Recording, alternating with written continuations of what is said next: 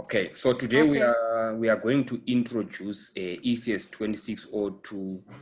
We are going to start with an overview of macroeconomics. At first, we are going to take a look on what is macroeconomics at first. Okay, so basically from the word macroeconomics, macro means something which is large compared to microeconomics. Okay, so macroeconomics, we are referring to a large branch of economics. Okay, so we are specifying economics on a larger scale. Okay, we are giving emphasis of economics on a larger scale. So macroeconomics, with the term macro, which is a Greek prefix, meaning that it means something which is large. So when we are taking a look on macroeconomics, we are studying the economy as a whole. Okay, we are studying the economy as a whole. We are no longer studying economics on individual units. We are no longer studying economics on individual units, but we are now looking on a perspective of global economic magnitudes. Okay, so when we are taking a look on macroeconomics, what are the areas of emphasis? The areas of emphasis is total output, which can also be referred to as aggregate output, which can also be referred to as national income. We give also emphasis to total employment. We give also emphasis to inflation rates. Okay, so that is with regard to macroeconomics. We are no longer studying an individual. We are no longer studying a household. We are no longer studying a single firm, but we are now taking a look on global economic magnitudes, on a global economic facet.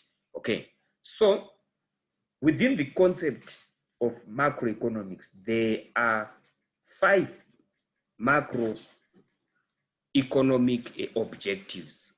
What do they include? They include economic growth, they include full employment, they include price stability, they include balance of payment stability, they also include equal distribution of income. Economic growth, the South African economy should grow over time. The South African economy should not be stagnant. Total output, aggregate output, national income should increase. Okay, full employment, people must go to work. People must be employed. Price stability, we must not be prevalent to an inflationary environment.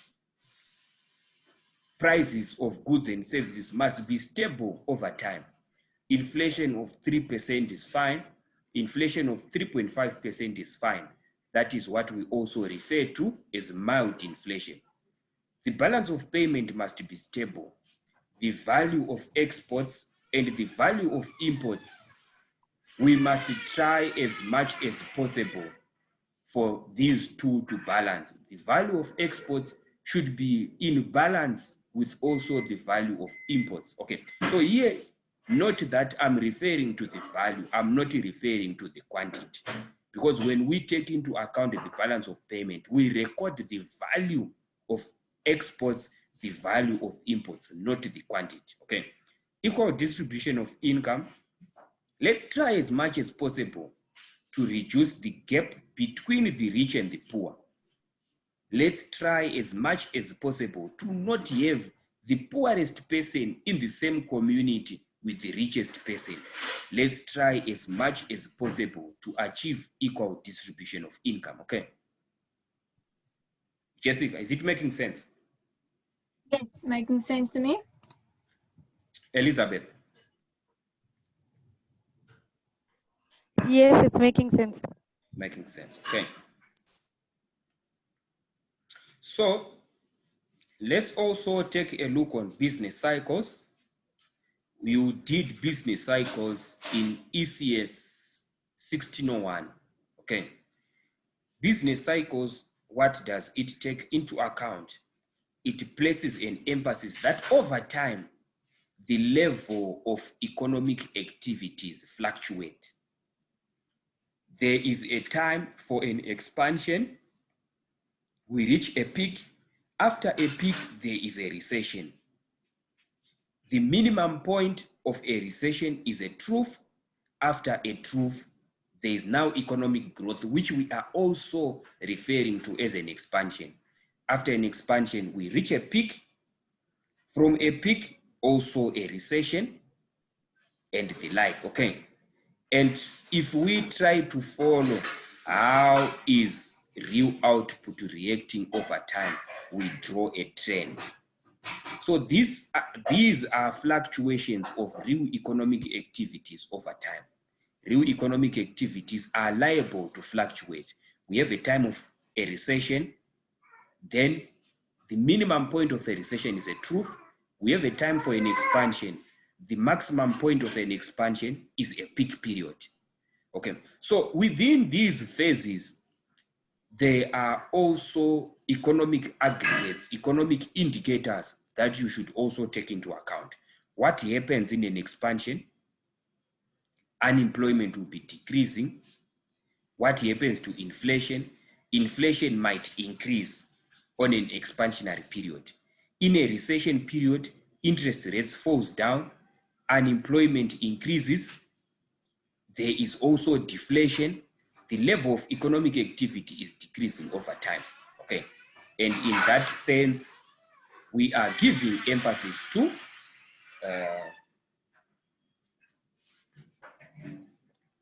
business cycles, okay? So unit 1, let's take a, so we were just doing an overview, ne? All those concepts, you did take them into account before. Let's now take a look on the overview of the South African economy, okay? Economic growth, we did take into account that what do we mean by economic growth? The economy must grow. How do we measure that the economy of South Africa has grown? That is shown by gross domestic product. So the gross domestic product is the total value of all final goods and services produced within South Africa over a year, okay? That is what we refer to as GDP, the total value of all goods and services produced within the boundaries of a country within South Africa. So GDP is different from GNP in the sense that when we refer to GDP, we are also referring to the borders of a country. That's why we are saying that produced in South Africa, okay? What are the measures that we can use to calculate GDP? We use the production approach, we use the expenditure approach, we can use the income approach. If we calculate using the production approach, the value that we attain from the production approach should be equal to the one that we also attain using the expenditure approach, should be also equal to the one in which we adopt the income approach. So the production, expenditure, income, they must give us one uniform value, okay? Okay. So with regard to the expenditure approach, we take into account what is known as the Keynesian identity. You did the Keynesian identity in ECS2601. This is a method in which we calculate economic growth. We take into account this small equation where Y is our GDP that we want to calculate, which is equal to consumption expenditure, investment expenditure, government expenditure, plus net exports. Here, there's something missing.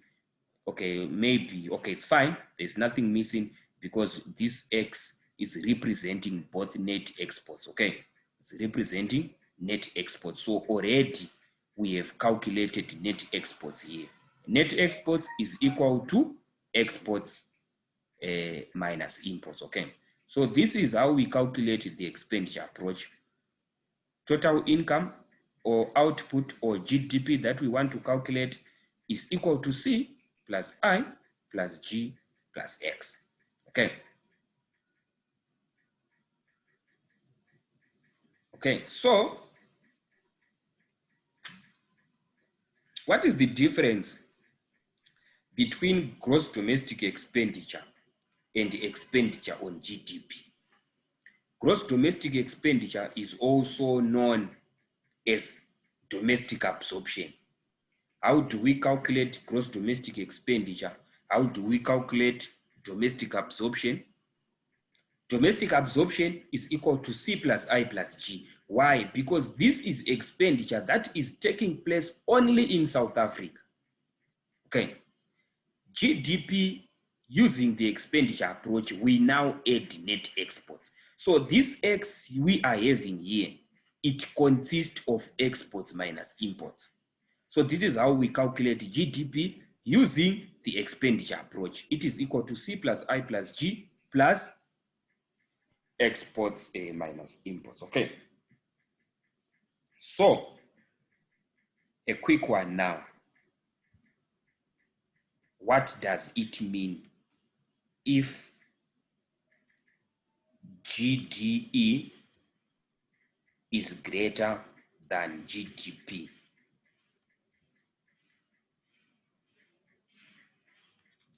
Who wants to volunteer?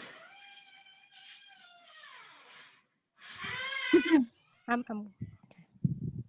Elizabeth, you want to volunteer? Or Jessica? I'm going to try. Yes. Gross domestic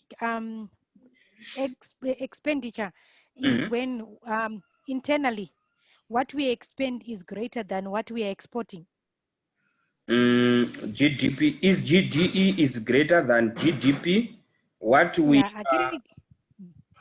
GDE is internal. It's within the borders. Yes. And GDP is also exporting what we are selling out. So if we expend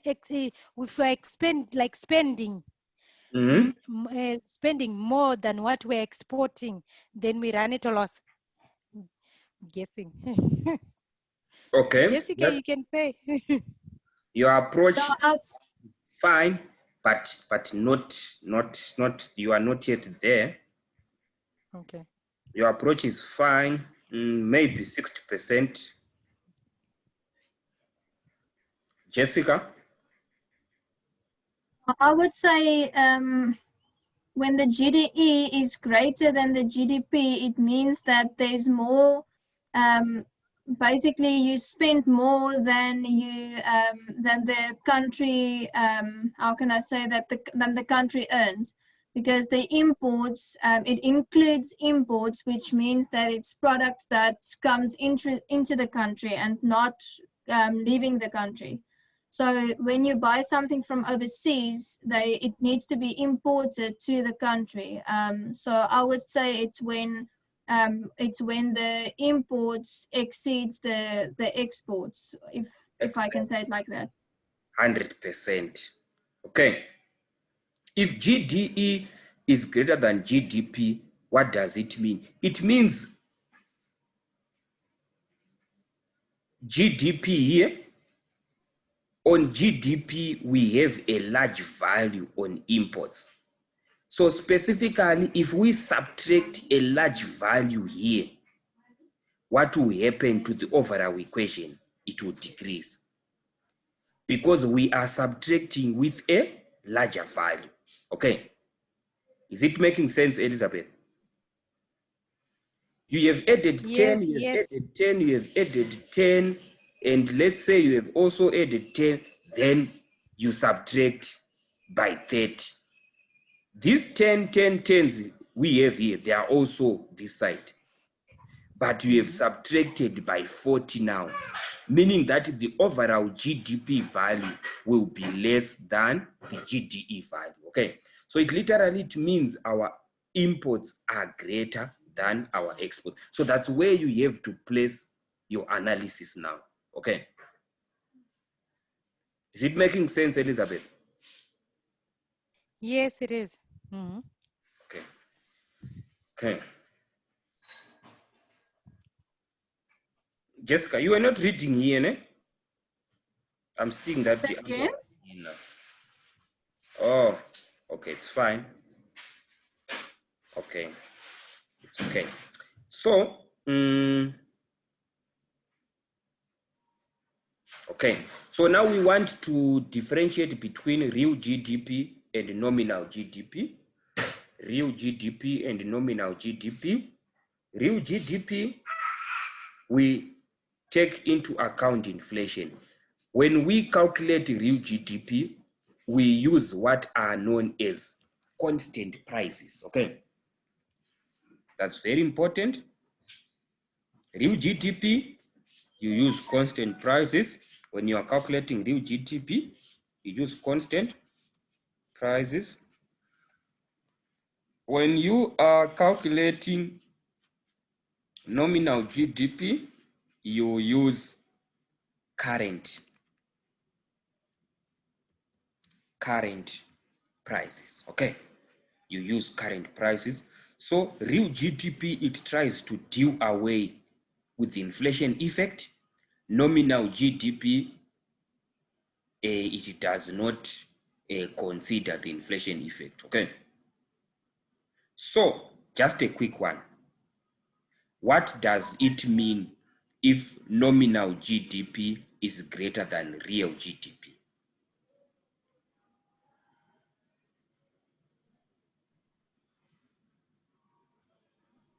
GDP greater than nominal GDP greater than the real GDP. What does it mean? Is the nation experiencing high levels of inflation, or is the nation producing more in terms of output?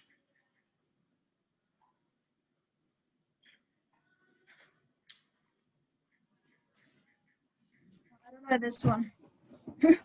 Me too. What do you think? I don't know. I have no idea. That's why I kept quiet. So, if nominal GDP is greater than real GDP, this nation is experiencing high levels of inflation. Nominal GDP uses current prices. The current prices have gone up. Real GDP uses what are known as constant or base prices.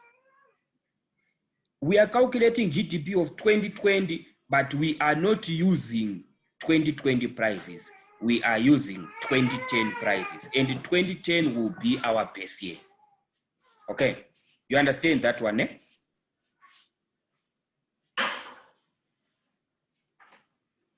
Sorry, Ralph, I cannot hear you.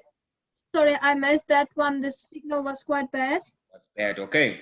So, I'm saying when we're calculating real GDP, we use constant or what are known as base year prices, okay? So let's say we want to calculate this GDP for South Africa in year 2020. We want to remember from the first, we said GDP is the total value. What does total value mean, by the way? Total value, it means you are multiplying price times quantity. That's what gives you a value, né? You're multiplying price times quantity. So if you are calculating real GDP, you do not use now 2020 prices, even though you are calculating real GDP of the year 2020. So in real GDP, let's say real GDP, so I'm noting that down. Real GDP, prices, remember value, we said GDP is equal to the total value produced, total value of all final goods and services produced within South Africa. So real GDP, we take prices of 2010. 2010 would be our base year. We multiply by quantity that we have produced in 2020. That is real GDP. Nominal GDP, what do we do? Prices 2020 multiplied by quantity of 2020. So what if the prices have increased? If the prices, oh, okay, let me see what I can do so that, can you see well that one in red? also writing it down. I think if I put it here, you can see where. Yeah? Okay, I think if it's here, you can see well.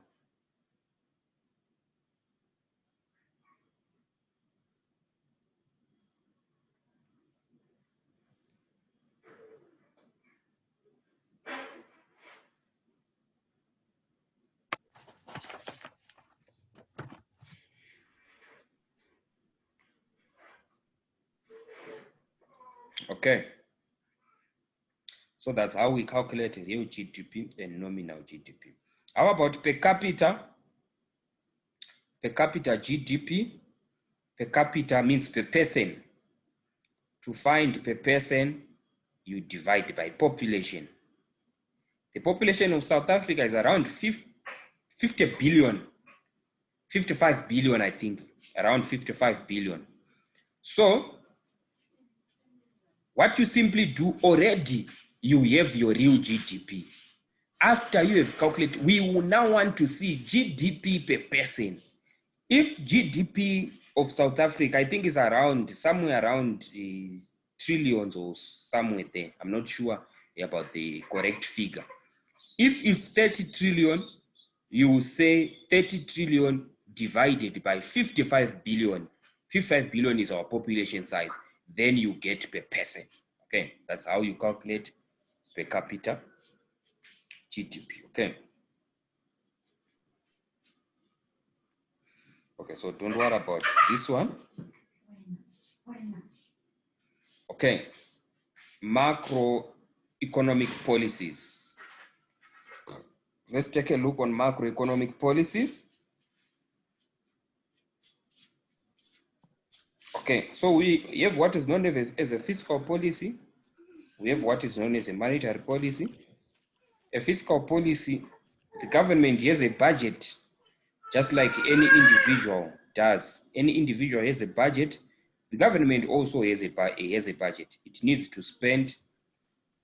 It needs a source that finances that expenditure. So when we make consideration, when we place emphasis to taxation and government expenditure, we are referring to the fiscal policy. To say the government is going to inject 500 billion rand as a relief fund to South Africa, that is in terms of government expenditure. Rutendo, can you keep quiet? No matter that the 500 billion, some say it was exposed to corruption, but it's within the books of South Africa. It did spend 500 billion as a relief fund, okay? But we are saying that this 500 billion, where is the money coming from? It is coming from taxation. The main source of government funds, it comes from tax, especially income tax, okay? So within the fiscal policy, we have an expansionary and a contractionary fiscal policy. How does an expansionary fiscal policy work? There's an increase in government expenditure, there's a reduction and or. This is and or reduction in tax rates. What happens? Resulting in higher budget deficit. It is a higher budget deficit because we are spending, the government is spending what it does not have. Okay. It is spending what it does not have. So who is financing this expenditure? At the end of the month, you are spending 15,000 rand, but you are only earning 5,000 rand. Where is the 10,000 coming from? You are borrowing. Okay. So this budget deficit is financed by what is known as debt finance. This is known as debt finance. What happens afterwards? Aggregate demand rises. The opposite way, a contractionary fiscal policy, we raise tax. So an expansionary fiscal policy, we have a nation that is in recession. According to Keynesian economics, an economy that is in recession, the government should spend. let the government spend, reduce taxes, and then we go on an expansionary path. A contractionary fiscal policy,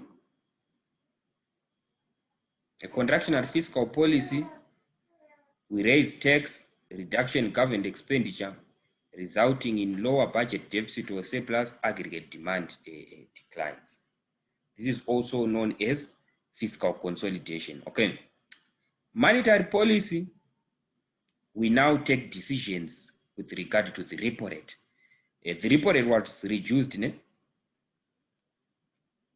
Are you familiar with that, Elizabeth? Yes, it was. It was reduced. Mm-hmm. When the government reduces the repo rate, who is it taking into account? It is the South African Reserve Bank. So the fiscal policy is within the hands of the Ministry of Finance. The monetary policy is within the hands of the South African Reserve Bank. So we have an expansionary monetary policy, we have a contractionary. An expansionary, we reduce interest rates. Okay? We reduce interest rate. Actually, we reduce the repo rate. After we reduce the repurchase rate, then interest rates will decline, increase in money supply, aggregate demand rises. So the reason for reducing the repo rate was to effect aggregate demand. That is the notion behind it. Okay. Contractionary monetary policy, we raise interest rates, we reduce money supply, aggregate demand declines. Okay. Let's now deal with unemployment. How do we measure unemployment?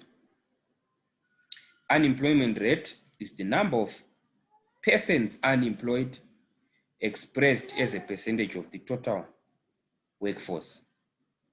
The number of persons unemployed expressed as a percentage of the labor force. Okay. Okay, so according to the International Labour Organization, the unemployed are those people within an economically active population, did not work for the past 7 days, want to work and are available for work, have taken steps to look for work. So if you have not taken steps to look for work, if you were sleeping throughout the year, you are not considered unemployed. It's your decision, okay, that is known as discouraged work.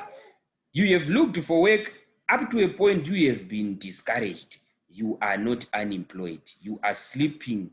It's your own choice, okay? So you are not considered unemployed under the International Labour Organization. Just ask a quick question. Yes. With the previous exam, the May June exam that I wrote, the 2601, they actually gave us a question that says that we should work out what the unemployment rate is. Is there a specific formula in this that is part of this notes that we can use? Because all of our students that wrote the exam were so upset because the actual formula to calculate it wasn't in the textbook. Okay. Okay, so the formal way to calculate unemployment rate is this one here. The number of unemployed divided by the labor force. The value of unemployed divided by the labor force. Okay, so say for instance they gave us people that that are working, then there's people that's below the age of 16 and so forth. Do you add all of those together? Okay. Or Labor force is equal to those who are employed plus those who are unemployed. But the labor force does not consist of those who are inactive. Inactive those who are in school, those who are disabled. So it is equal to unemployed divided by unemployed plus employed, which is the labor force. Okay, just repeat that quickly for me. Okay, should I repeat it? Sorry, come again. Yes, just repeat that formula for me. I just want to write it down on my side. Okay. Unemployment rate is equal to the number of unemployed, which is your numerator, Yes. which is your numerator, divided by the number of unemployed as well, plus the number of employed. That is what we are referring to as the labor force. So unemployed divided by unemployed plus employed. Then you Okay, and to get the percentage, it's just times 100. Oh, times 100, yes. Yes, times 100, so that it becomes a percentage. Okay.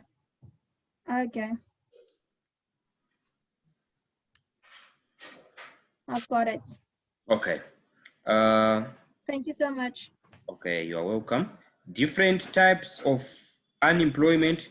We have what is known as frictional, seasonal, cyclical, structural.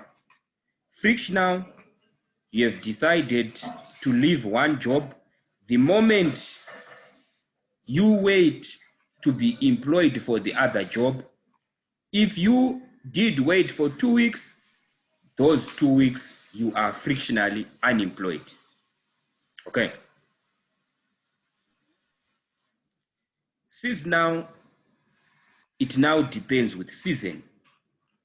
You are in the agrarian sector. There's a period where it is off season, you are laid off. A period where it is on season, then you are employed. Cyclical, we are now saying this results out of retrenchment. Okay. Retrenchments, it could be the economy now. How is the economy operating as a whole? When we are in a recession, some workers lose their work. Some workers are retrenched. Okay. Structural, we are now following the structure of the economy. The economy performs differently over here. You were laid off during the COVID-19 lockdown. That is now structural unemployment. You were employed after the lockdown ended. Structural unemployment, okay?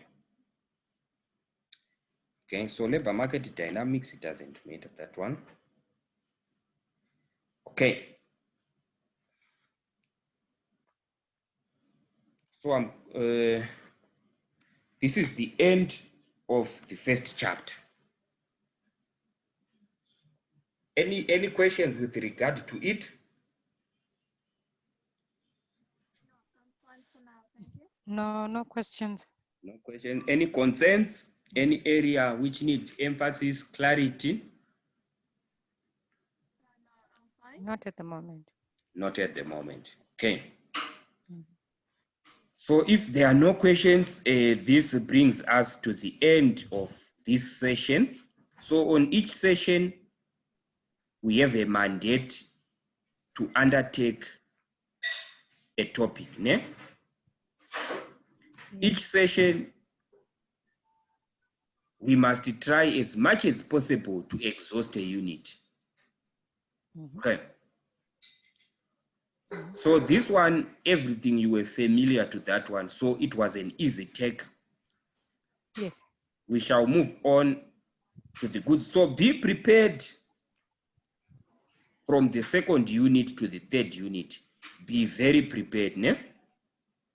We shall take into account different equations nice equations. You can see these equations, they are very nice, ne? Elizabeth. Hey. Nice equations. We shall take into account nice equations, nice diagrams. Okay. Everything will be very nice. Sure.